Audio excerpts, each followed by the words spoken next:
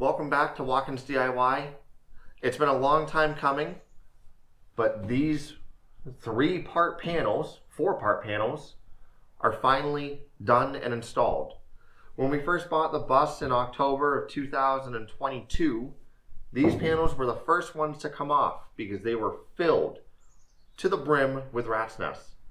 It was disgusting. I'm sure if you look back on our TikTok or our Instagram, you'll see some of the stuff falling on me and Kate, and it was just gross. I don't even want to think about it at this point. But we finally reached a point in the bus where we needed to get these things on to keep going with the next process, which is starting to plan out the walls and the layout for this. So to get these done, we had to pressure wash them. We had to sand them. Sometimes we had to sandblast them, prime them, paint them, clear coat them, fight to install them, and install. Each section here is made up of 3 separate pieces: the lower panel, the middle chaseway, and the upper. And these little silver pieces that Kate had to painstakingly hand polish. But they look great. So that's where we're at.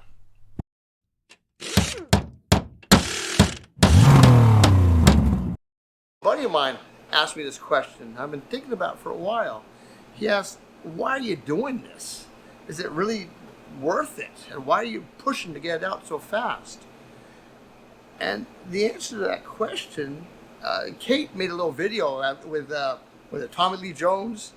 I once said it was James Earl Jones, but it's not. It's Tommy Lee Jones. And he's walking away, and he's walking around the bus. I don't know how she made him walk around the bus like he's going to come into the building. But she goes, is it worth it? He goes, yeah, it's worth it. It is worth it. When we started this whole endeavor, we started posting these videos just to keep our friends and family that we have around the country and around the world informed of what we're doing. You know, when they heard we were restoring a bus, and they all raised an eyebrow, like, wait, crazy? Are you doing another one of your make us a soap purse out of a sow's ear projects? And Jonathan and I have done a lot of those. But we take this piece of junk and we turn it into something fantastic. And we've done it many, many, many times. So this is by far the biggest. And of course, it's with it being so big, it has its own challenges. But it is worth it. We started posting these videos. And along the line, you know, over 200,000 people started watching this on 4 different social media platforms. And the comments that we're getting are fantastic. If you read them, there are actually people who rode this bus or one of the buses in the red and tan lines. That's where this bus came from. And people have reached out saying, you know, I remember this bus, or I rode a bus just like this, or my dad drove a bus like this. And when they show their father these videos, it brings back all kinds of memories for them as happy memories. We had mechanics that have been retired actually reach out to us and say, if you ever need a hand or need help, I will fly out there and I will help you. And it's really amazing. It's just to have all these people come together that know about this style bus or this actual bus. There's a guy who saw these videos and said his dad owned this bus. He bought it. He was a mechanic where they repaired this bus. And when they took it out of service, he actually bought it, kept it, and then he sold it. And then he knows the whole history of this bus and how it ended up in a field in Rhode Island where we found it. And it was cool to listen to the whole story of this one bus.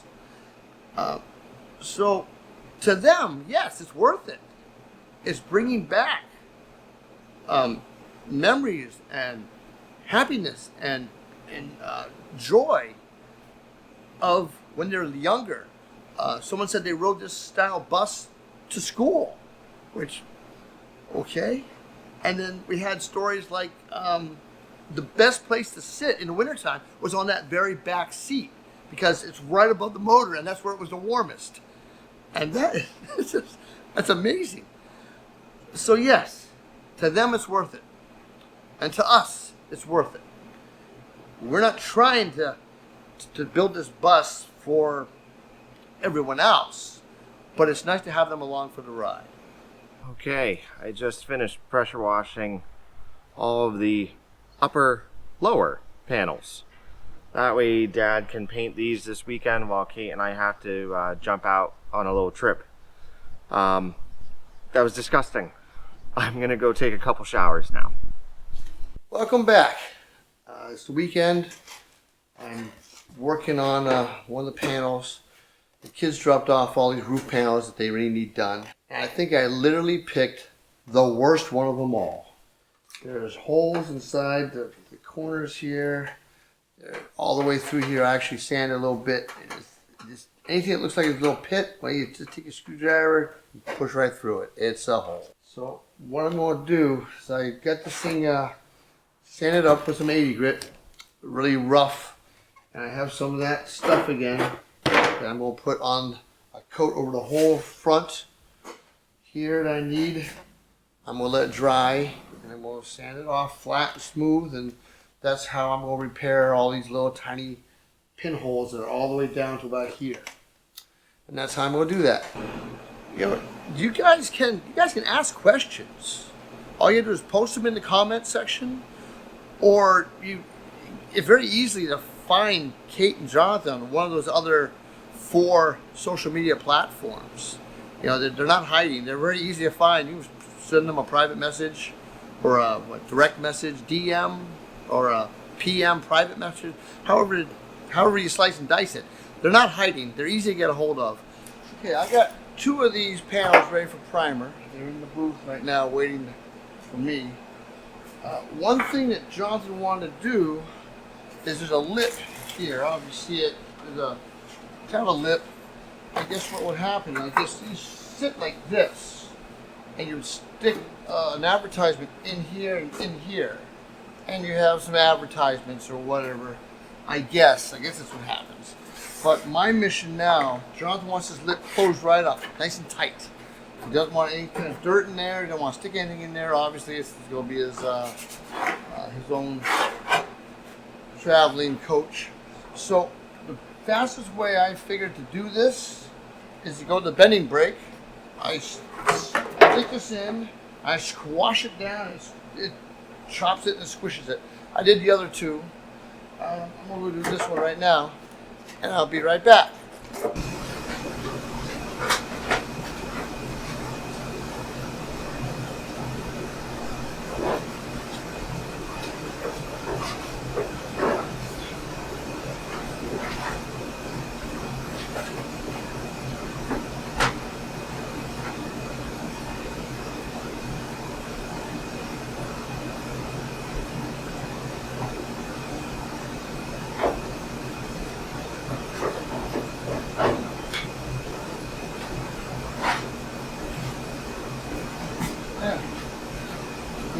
See now, you look at this thing, this seam, it's all squished up nice and tight so that it doesn't get in there.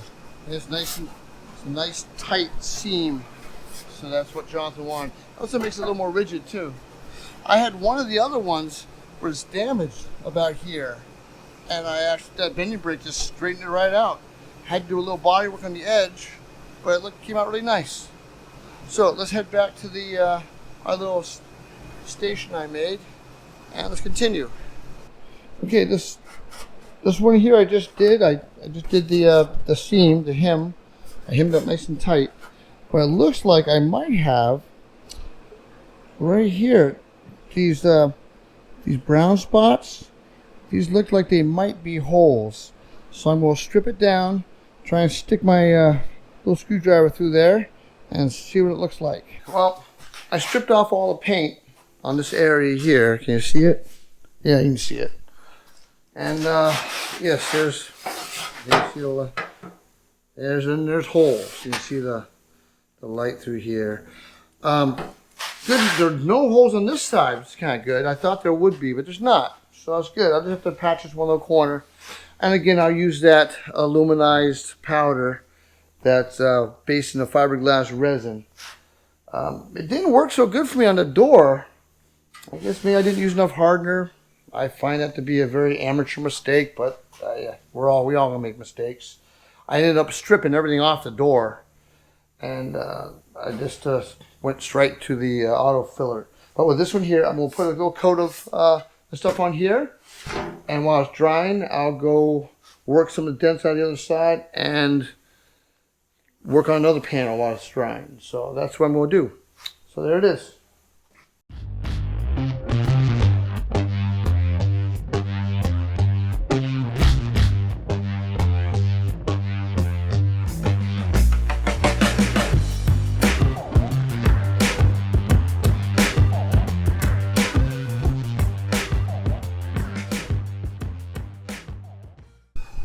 Okay, so we're back in my natural habitat, in the spray booth. I got 4 out of 6, I guess there's 6 panels per side. And I have 4 of them ready for primer. I'm gonna prime these up. Body work on the sides, and then I hemmed all the edges so it's nice and tight. So I have 4 of these ready to go.